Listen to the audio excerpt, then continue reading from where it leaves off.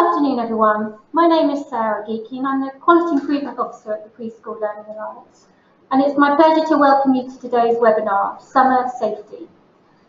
This webinar is one of the many smart PD webinars that can be found by visiting the Preschool Learning Alliance YouTube website, and we'll talk about that more at the end. The leader of today's session is Melanie Pilcher, and she's the Quality and Standards Manager here at the Preschool Learning Alliance. My role today is to act as the chair and to take any questions from members of the audience. Mel is leading on the session and will direct conversations. I will try and feed any of these questions in today's webinar. Before I hand over to Mel, I will try and give you a brief instruction of the structure of the session. For those who have attended before, you will be familiar with webinars. If it's new to you, it is similar to a seminar, but instead of being in a classroom, we're delivering over the web. We will do a 15 to 20 minute presentation, followed by a 25 to 30 minute section for questions and comments. The best way to submit a question or a comment is to type in what you would like to say or ask using the question box on your screen. Please don't worry about spelling or punctuation when typing in your questions or comments. So, without further ado, I will hand you over to Mel so she can begin the interesting summer safety presentation. Thank you, Sarah. If we can just skip through our couple of introductory slides that we've got on how the webinar is structured. Thank you very much. And if we just move on again, Sarah. Right, okay, it's timely, isn't it, that the sun came out in the past couple of weeks and we all start to think about the opportunities to get outdoors. My webinar this afternoon might sound quite alarmist because I'm going to talk about all the things that can go wrong in the sun, but I'm also probably one of the biggest advocates that you will ever have for getting children outside, getting children playing in the mud. If you look out for the next Under 5 magazine, you will see that there's a whole article in there about the importance of getting children muddy and muddy play. I am a great advocate for forest school and, you know, having children picking up mini beasts and exploring piles of wood and everything is something that I absolutely love about working with children. But on the other hand, we do have to acknowledge that sometimes things can go wrong, and that's what today's session is about. So 3 key areas I'm going to focus on this afternoon. The first one being sun protection.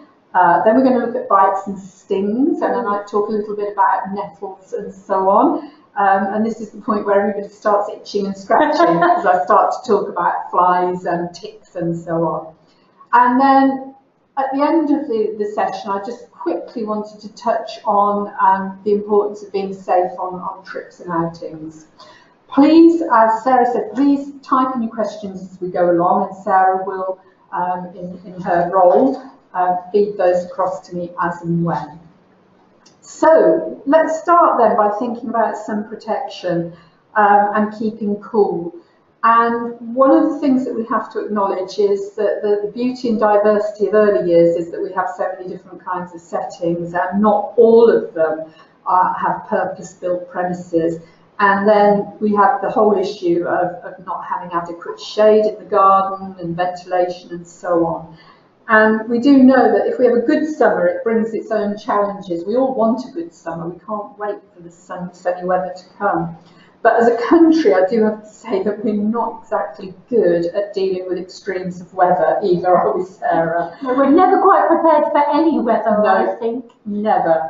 And we often get calls to our information team about maximum temperatures that they have to work in the summer, and also, you know, minimum temperatures in the winter.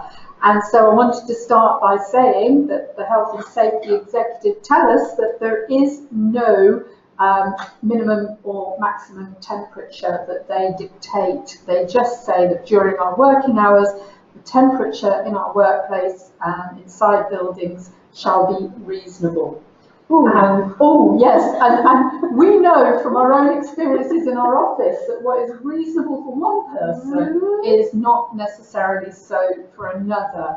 So I just wanted to sort of start by addressing that. And the other thing to remember, of course, is that, you know, children don't regulate their own body temperatures very well. So let's have a look now at the importance of keeping cool.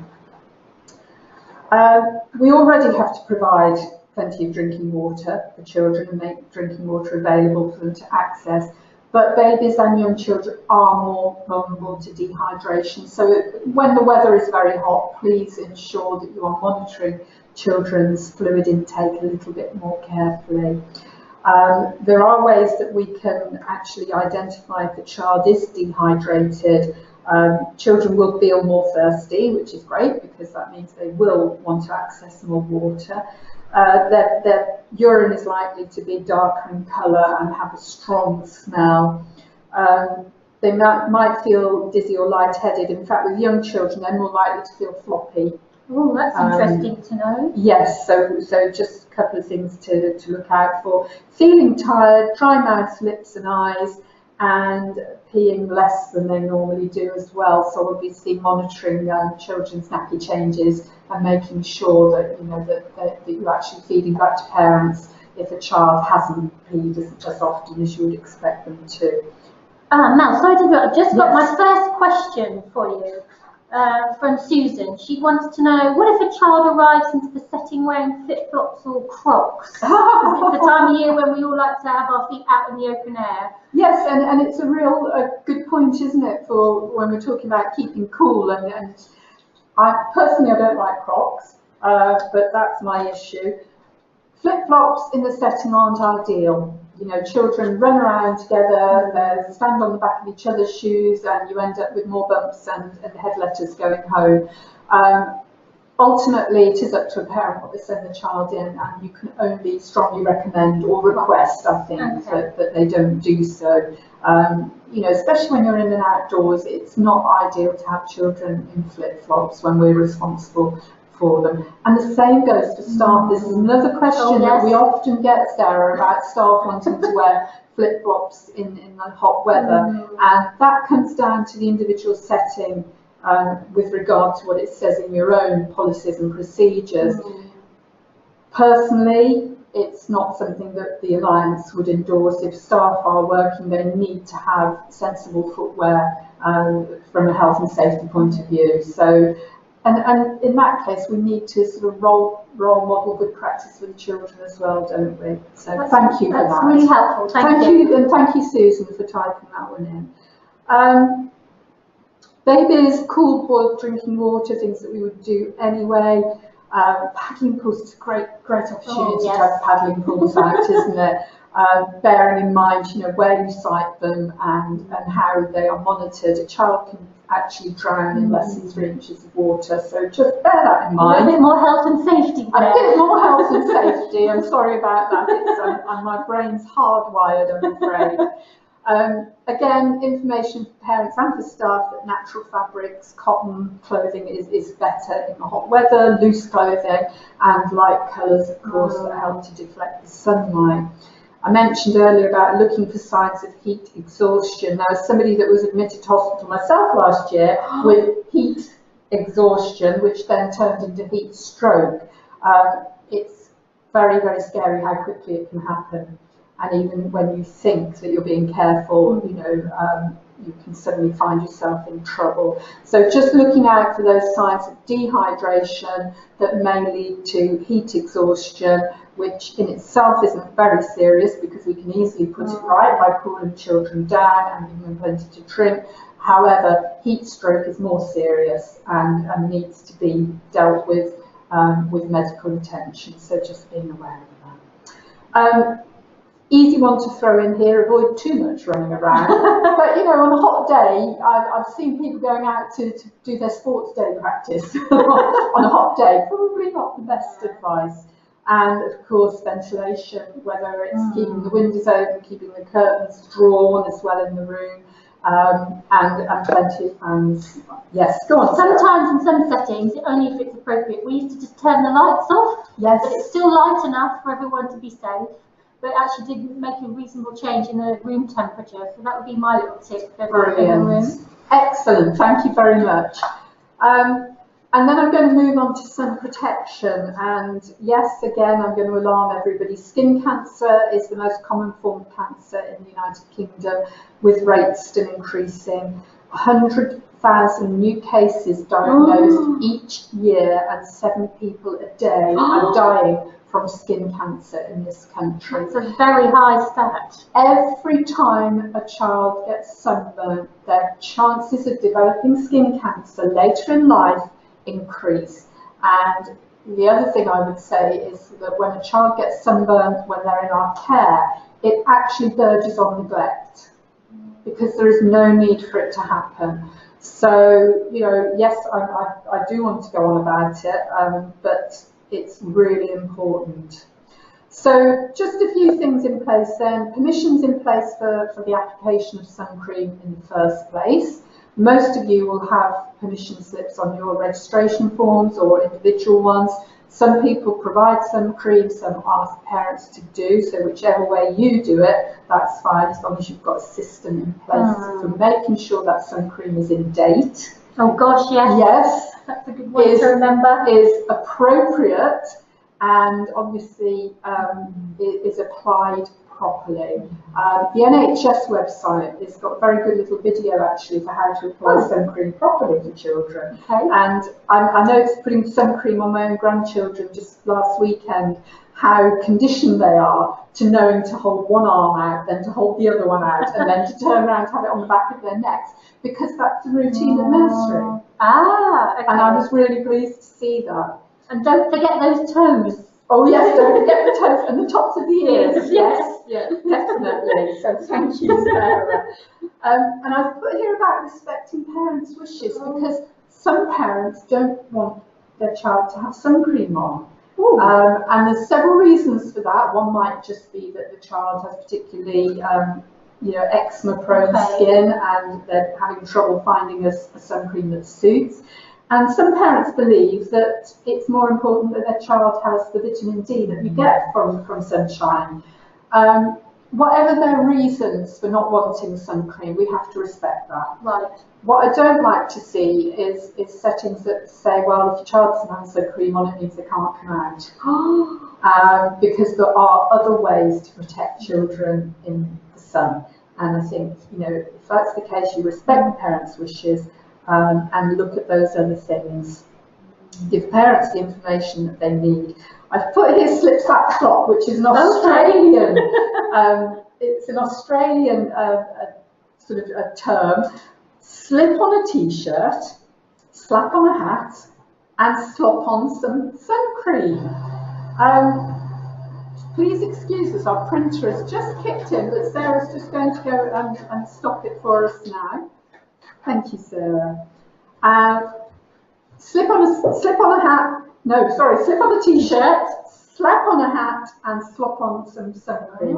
I was at Nair Show at the weekend, which was presented by an Aussie chap who said slip, slap, slop, and I was so proud that I actually knew what it was. It's a nice bit of alliteration to get the children to learn as well. Definitely.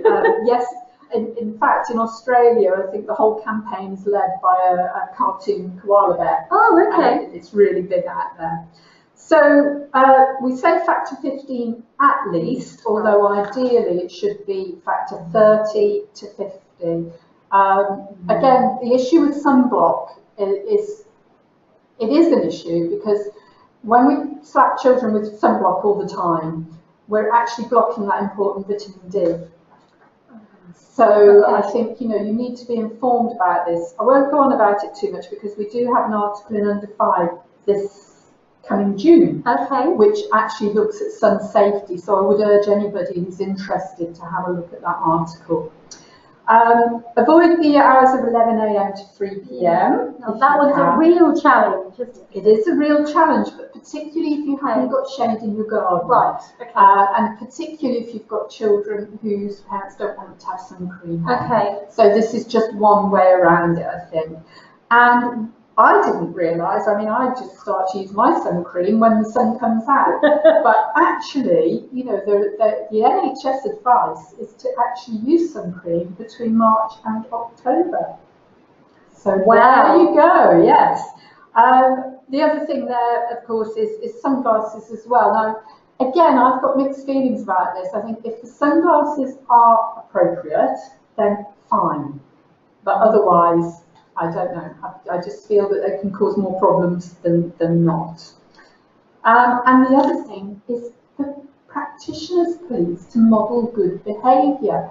I go in and out of nurseries all the time where I see staff who are outdoors with their sleeves rolled up, their trousers rolled up, they're out there, they want to catch the sun, brilliant, that's great. But how can you tell children and encourage children to wear hats if you're not prepared to do it yourself? So hats, sun cream and common sense, please. If that's what we're expecting from the children, then we should be modelling that. Right, I've just had a question from Ali regarding sun cream. Now, you know in the shops you can get sun cream saying apply once a day or last 8 hours. We just wanted some advice if you think that's safe to use. Yeah, I think as long as everybody follows the instructions, that's absolutely fine. And also in some of them, they will see it say, even though it's a once a day application, that you wouldn't still need to reapply after going in the water and so on. So, you know, as long as you're following the instructions, fine, I haven't got a problem with that at all. That's really helpful, thank you. Thank you. And if we move on now to my favourite section. Interestingly, Sarah and I have had a conversation about the title for this section. I use the term creepy crawlers because that's the perception, isn't it? That's true, yes. I don't think they're creepy at all, but anyway. No, and Sarah, like myself, we're great advocates for the outdoors, and we want children to bring us woodlice that they found and slow worms that they've picked up in the garden. We really want that, and we don't want them to think of, ugh, creepy crawlers. But to make the point for this section, where Sarah put mini beasts and beautiful bugs. I said beautiful bugs. You did, and I've reverted to creepy crawlers with apologies to my friends who like mini beasts and bugs. Okay, so I'm just mentioning a few here. That obviously in the summer we're outdoors and we're more likely to come across them. Bees, wasps, mosquitoes, yes, we can get bitten by mosses in this country. Ticks, I'm in and out of vets a lot with my own cat, and there's always signs up everywhere about the dangers of ticks for animals, but also of course ticks are a danger to humans as well and can cause Lyme's disease, which is debilitating for adults that actually get it, mainly because it often goes undiagnosed. But I'll come on to that again in a moment. Red ants have got a very nasty bite. So if you happen to see red ants in your garden, I think it's something that you need to deal with. I don't like to see anything killed, but I'm not sure how you would relocate a nest of red ants either. But they hurt. Are they common? Are they easy to find? Right, okay. And they are quite rare. Okay, But they're very noticeable, okay. Very noticeable as opposed to your black ant. Right. And just be aware of those. Horseflies, if you happen to live in an area where there are animals around, a horsefly bite is a nasty bite. Midges, more often by water. Biting flies such as stable flies and horseflies are mentioned again, to name but a few. And of course most of these insect bites are harmless, and that's the point. Thank goodness, and we just get on with it. But yes, some of them can be painful, and you know it's very off-putting, isn't it, to children who are being told it's okay to play and it's okay to pick up mini beasts, and then they get bitten. Yes. So I wanted to just raise the point of how practitioners react to insects. I was served in a cafe last summer by a young girl who threw my toasted tea cake at me, spilt my coffee on the counter because a wasp came near her, and then she disappeared before I could even pay. And I just thought, oh my goodness, it's just a wasp. But some people are genuinely terrified of particularly wasps and bees, but I just think when we're around children, we do have a responsibility to behave in an appropriate way and not to panic, not to throw our arms in the air and scream. You know, we all know that you're more likely to get stung by a wasp if you're waving your hands. Did anybody see Prince Harry last night? No, what happened? He was giving a speech and a wasp buzzed his ear, so he went to bat it away and it stung him. So classic and very timely example there for us all. yeah, just remember that children learn to react according to the behaviour of those around them, and we set ourselves up as role models for children, so let's role model appropriately. And think about that message that we do convey to children when we do run around and flap our arms around. As somebody who's very interested in natural remedies and aromatherapy myself, I would say that there are plenty of natural remedies and deterrents to keep flies and bugs away. However, we cannot apply essential oils directly to children's skin, but sometimes actually having those essential oils around in the garden, citronella is a good one, and will actually help to keep bugs away. And also that some of the essential oils are very good if you do get bitten or stung. So just that warning, don't put them directly onto your skin or onto children's skin. Of course, prevention is better than cure. And some of you might be thinking now, well, we just won't bother going outside then, we'll just stay inside all summer and then nothing can happen. So let's do a bit of a reality check here, shall we? Yes, look out for red ants in your garden. Remember that sticky hands and faces attract wasps, and I know it's a constant battle for us, isn't it, keeping children's hands and faces clean, but you know, they are more likely to attract wasps. Know what the risks are in your particular area as well. So ticks in grasses and woodland areas, and again looking out for warnings locally about those Blandford flies, which I'd actually forgotten about. I don't know what they are. Can you tell me what a Blandford fly is? Blandford fly, Sarah, is a small black fly that actually gives a really nasty bite and can make you very ill. Right. They're usually found near rivers, and they're most common in Dorset, East Anglia, Oxfordshire and Herefordshire. Wow, okay. Although there have been reports of Blandford flies in other areas as well. So again, it's not about panicking, it's not about thinking we won't do anything just in case.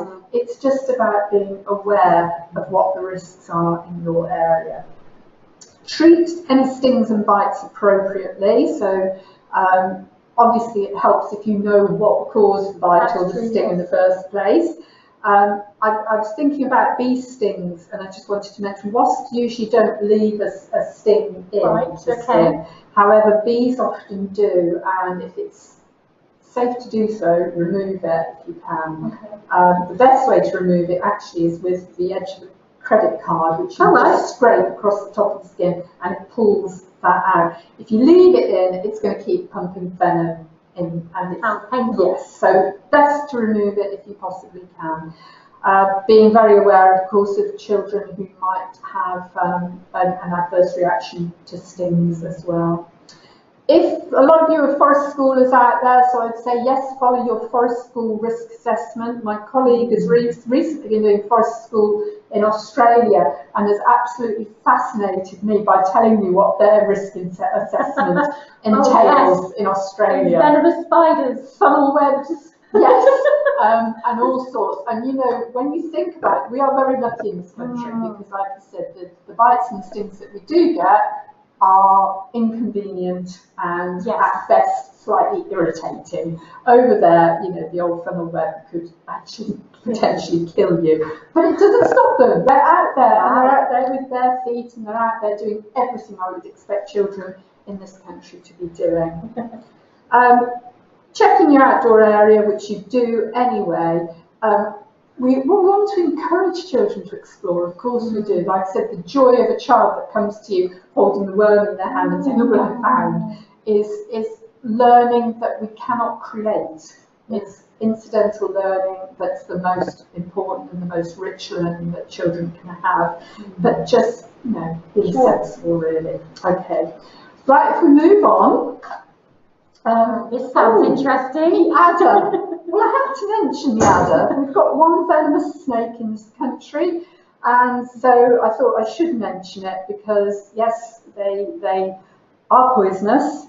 It's the only venomous snake we have, but actually nobody's died from adder biting in Britain for over 20 years. But an adder bite can make you quite poorly and can take a child up to 3 weeks to recover from. Wow. No, sorry, it's an adult, 3 weeks. A Right. child will recover from an adder bite more quickly Oh. than a child will, for some reason. So just a little word of caution, being clear about the difference. You know, again, it depends where your nursery is, doesn't it? But, you know, we do see them on verges. They do tend to come out and bask in the sunshine. So on a hot day, you're more likely to see one. If in doubt, keep well away. Adders only actually attack if they feel threatened.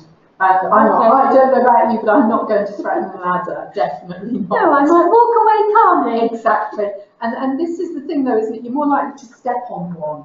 Yes. And that's when you're more likely to get bitten. So just be careful. And again, most public or common land will have warning signs up if they have a problem with adders, or if there are likely to be adders. The other thing I would say is we encourage nurseries now to have wood piles in the garden because they attract all our lovely mini bees. But they are also a lovely place for adders to actually make their nests. A snake habitat as well. A snake habitat as well. Okay. If you're lucky, you'll have a nice grass snake or a slow worm, but just be aware that, you know, potentially you could have an adder there as well. So just... Right, okay, is everybody fully depressed yet? And we're just going to finish with a very quick, this is really about raising awareness for you because we want everybody to be outdoors more. Ofsted acknowledge that children aren't getting outdoors enough and they're not interacting with nature enough outdoors, and we know the benefits of that because I've done webinars on it before and I've written articles on it before. So let's get outside, but let's have the basics in place to make sure that we're keeping children safe. Most incidents on outings are avoidable, but every year we hear of something that I can only describe as stupid happening. Children getting left behind on outings, children escaping from the people that's supposed to be looking after them. These things happen, and it may only be one a year, but the point being that when it happens, because it's early years, because it's a nursery where people should have a duty of care towards those children, it generates a huge interest in the media, and you know, it looks very bad on the whole sector. So let's not have these accidents and incidents where children come to harm when we're supposed to be looking after them.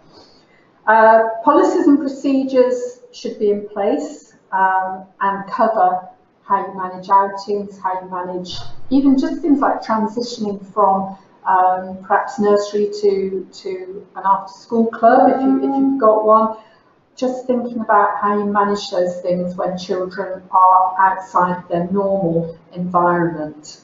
Making sure there are enough qualified staff, and sometimes when it's a nice day we think, oh, we'll manage, you know, we can put 2 in a buggy and we can have 1 on the reins, and and it's just not good enough. And the other thing that I've found, and I've done a lot of research into why accidents happen on outings, most often they happen when the outing hasn't been planned. When people have thought, oh, it's a nice day, we've got children off, we've got enough staff, let's go out. They haven't given enough thought to what they want to get from that outing and why they're doing it and planning it properly. So those incidental outings, they may be nice for the staff to get outside, but they have little educational value for the children, and even more, they are raising the risk. Okay.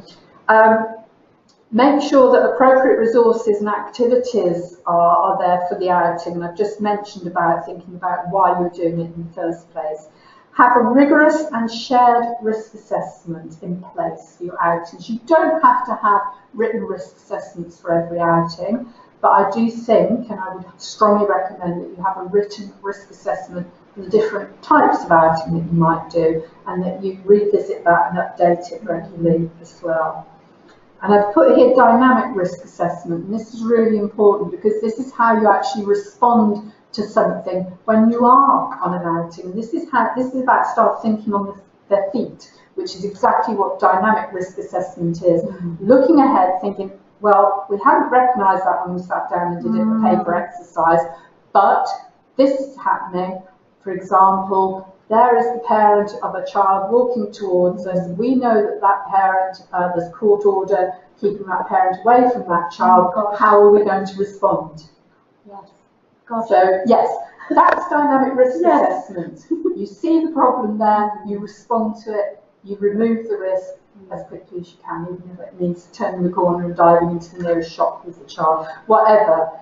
It's a really challenging element, I think, for staff to actually think about how they respond dynamically when they're out with children. And accountability as well. The idea that when you are on any trip or any outing with children, every single member of staff is accountable for that child's safety. It's not about the most senior practitioner. It's not about the manager making sure that everything's in place in the first place. It's down to every single member of staff to check and to double check each other's actions, those head counts, that looking ahead, that being dynamic and so on. So accountability is important. While we're talking about risk assessments, I've had a question from Simon saying, we're going to the farm. Oh, nice. Can I just use their risk assessment? You should certainly ask to see their risk assessment, Simon, but I would also say, particularly for an outing to a farm, because there are some very unique issues there. You're more likely to encounter your horse flies there and your stable flies, E. coli, and of course the dangers of going on farm visits at night time when you've got pregnant staff or parents. So yes, you should ask to see the farm parks risk assessment, but that feeds into your own risk assessment. Okay. So thank you for that, Simon. Right, let's move on. I talked about accidents, didn't I? I said about, there shouldn't be an accident on an outing if we plan ahead. And there is a difference between an accident and an incident. Oh, explain it to us. An accident is unforeseen and it's unplanned. So you can't risk assess for that because it is. And that is genuinely what an accident is. However, an incident is an event that should have been seen. And should have been risk assessed and planned for, as in risk managed, to remove or minimise that risk. So that would be, for example, on the farm, making sure all children have washed their hands. Yes, absolutely. Okay. An accident on a farm would be something like falling in horse poo. Yes, exactly. That's the whole point. You can't plan for it. You could say, well, we could manage that to a point and not wearing flip-flops.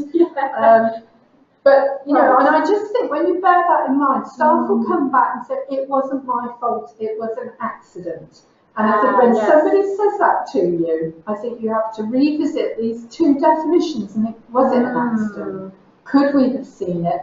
Could we have avoided it? And if the answer is yes, it wasn't an accident. Right, that's very helpful. Thank you, Mel.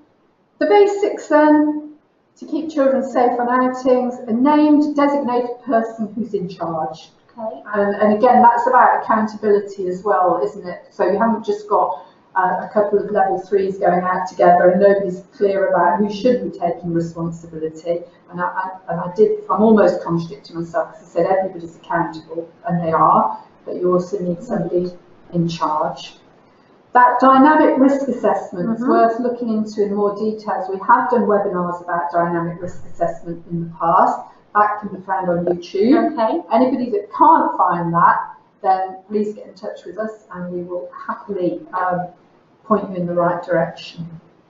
Make sure that permission forms have been completed. One thing I know that really annoys parents is when they arrive to pick the child up and they didn't know you were going on an outing or a walk, and you think, well, you originally signed all the forms, therefore we didn't think we needed to tell you again, but making sure that those forms are completed or that there's signed permission or something in place every time you do go out. Right, okay. There's nothing more frustrating for a parent that comes to pick the child up and find, well, they're not back yet, they'll be back soon. And making sure that your outing has a purpose, an educational purpose. Looking at the learning from it. Absolutely. Yeah. And because I think I have been very negative, which, with my health and safety hat on, that's what I'm tasked with doing today, I wanted to say, let's look on the plus side and let's just remind ourselves as we finish, We want children to be outdoors. We absolutely do. We want them to interact with the world around them, and we want them to play and explore. We want them to be adventurous. We want them to climb trees. We want them to get muddy, and we want them to find snakes, not adders. We want to promote a positive attitude towards all living creatures so that children will take care of their world as well. And we do that when we interact with them directly, not looking at pictures of them in books. And summer is brilliant. We've been looking forward to it for an awfully long time. And just say, if we get it right and if we get out there and enjoy summer and expose ourselves to those risks, those irritations, then we're more likely to keep doing it, and we want children to keep doing it because it doesn't stop when autumn arrives. There's no such thing as bad weather, just bad clothing. And that was Maria Montessori, I believe, coined that phrase. So with that, Sarah, have we got any more questions that have come in at all? No, I can't see any more questions. So before we say goodbye, Mel just wanted to have a quick chat about the Smart PD webinars, where we'll find them, and the resource packs. Yes, just very quickly then. Yes, most of the webinars that we do now, we make available on our YouTube channel. So this one will be uploaded to YouTube, I should imagine, within a few days. And we also, for some of the webinars now, we also produce a resource pack so that you can actually take the learning that we've had today and actually deliver it yourself to your own staff team. And so it comes, the resource pack is for sale. They're for sale via our shop. We've got 2 out at the moment. One of them is around managing your Ofsted inspection. And the other one, which I will plug again because it's timely at this time of year, true, yes. is transitions, as we're preparing to say goodbye to our big children as they move on in the next stage in their learning as they go off to school. So do look out for those. They've been very popular, and I just wanted to plug them. Just want to say thank you for everyone who attended today, and we hope you get to view the webinar on the YouTube Alliance website. Thank you. Goodbye. Thank you. Bye.